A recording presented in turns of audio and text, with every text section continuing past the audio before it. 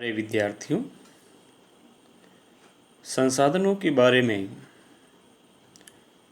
Eric Zimmerman ने कहा था कि संसाधन होते नहीं बनते हैं।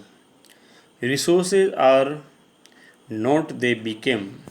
इसी तरह पिंस और जेम्स ने भी कहा था संसाधन मनुष्य द्वारा रचित होते हैं। उपयुक्त कथनों की व्याख्या इस प्रकार की जा सकती है। दोनों ही विद्वानों ने ये कहा कि संसाधन होते नहीं हैं, अर्थात जो संसाधन प्रकृति प्रदत्त होते हैं या कोई भी वस्तु या तत्व जो प्रकृति के द्वारा प्रदान किया जाता है, मिलता है, वो तब तक संसाधन नहीं बनता जब तक मनुष्य के द्वारा उन्हें परिष्कृत या उपयोग में नहीं लिया जाता। उपयुक्त कथन की व्याख्या को हम देखें तो ये हम देखते हैं प्राय जैसे प्राचीन काल में मानव को भूमि में दबे हुए विशाल खनिज भंडारों का ज्ञान नहीं था, न ही उन्हें इन खनिज पदार्थों का उपयोग करना आता था।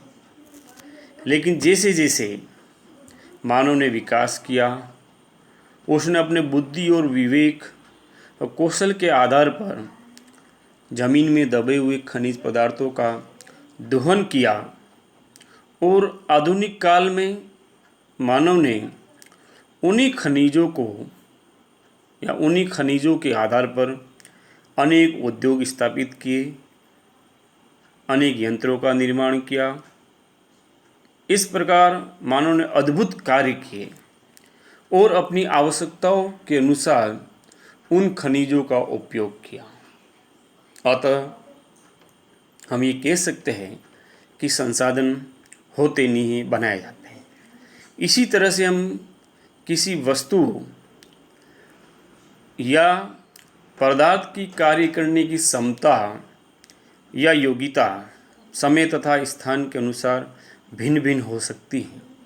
जैसे हम देखते हैं नदी घाटी नियोजन से पूर्व यूएसए की टेनेसी नदी, भारत की दामोदर कोसी नदी, चीन की हवांगो नदी आदि अपनी बाढ़ के लिए कुख्यात थी व मानव जाति के लिए एक अभिशाप थी।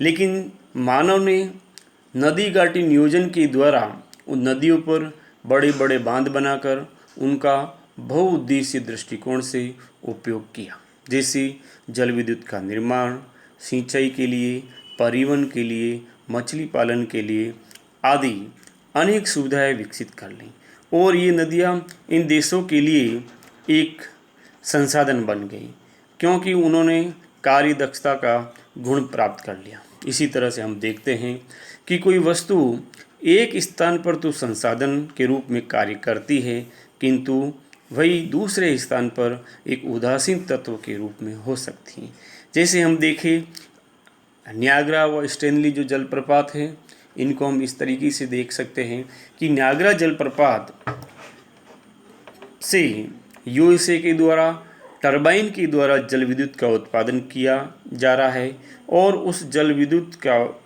उत्पादन को न्यू इंग्लैंड राज्य में जो सूती वस्त्र व कागज लुगदी उद्योग के कारखाने हैं उनमें उसका उपयोग किया जा रहा है।